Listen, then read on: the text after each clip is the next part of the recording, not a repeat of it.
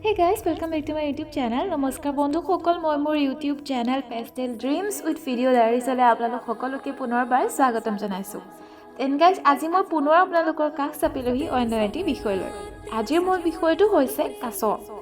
কাছ আপোনালোকেতো চিনি পায় সকলোৱে, লেহেমীয়া কাছবোৰ যে, সেই কাছৰ বিষয়ে মই আজি আপোনালোকৰ লগত শ্বেয়াৰ কৰিবলৈ ওলাইছো। Then guys, si সকলে মোৰ ভিডিঅ'সমূহ প্ৰথমবাৰৰ কাৰণে চাইছে তেওঁলোকে লাইক কমেন্ট কৰি দিব আৰু ওচৰত থকা বেল আইকনটো প্ৰেছ কৰি দিব। Then guys, দেৰি নকৰি এতিয়া কাছৰ বিষয়ে আৰম্ভ কৰো বলক।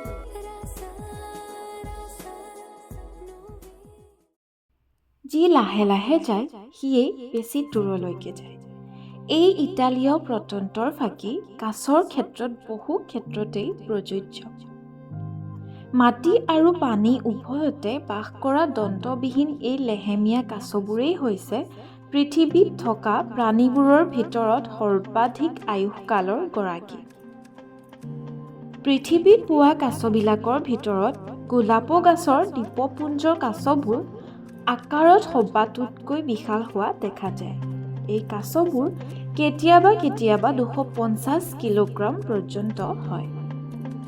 1773 চনত নাবিক কেপ্টেইন কুকে গোলাপ গছৰ দ্বীপপুঞ্জৰ পৰা ধৰি লৈ যোৱা মাইকী কাছ এজনী টংগা ৰাজবংশৰ পৰিয়ালবৰ্গলৈ উপহাৰ হিচাপে আগবঢ়াইছিল।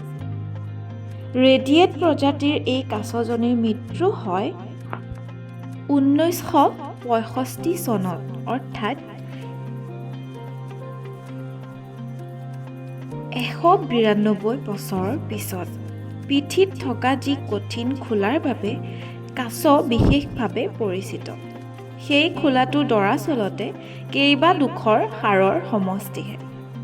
কাছয়ে ইয়াৰ জিভাখনৰ মুখৰ বাহিৰলৈ উলিয়াই দিব নোৱাৰে।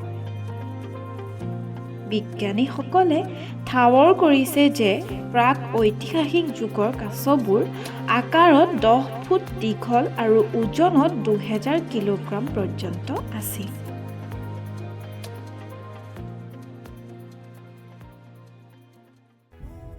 Then guys, খুব কম সময়ৰ ভিতৰতে মই লেহেমীয়া কাছবোৰৰ বিষয়ে আপোনালোকৰ লগত শ্বেয়াৰ কৰিলোঁ। যদি আপোনালোকে মোৰ ভিডিঅ'টো চাই ভাল পাইছে তেনেহ'লে লাইক কমেণ্ট কৰি দিব আৰু যিসকলে প্ৰথমবাৰৰ কাৰণে চাইছে তেওঁলোকে ছাবস্ক্ৰাইব কৰাৰ লগতে ওচৰত থকা বেল আইকনটো প্ৰেছ কৰি দিব। দেন গাইজ, এনেধৰণৰ নতুন ভিডিঅ'সমূহ পাবলৈ মোৰ চেনেলটো ছাবস্ক্ৰাইব কৰি দিব। এতিয়ালৈ বিদায় লৈছোঁ, ধন্যবাদ।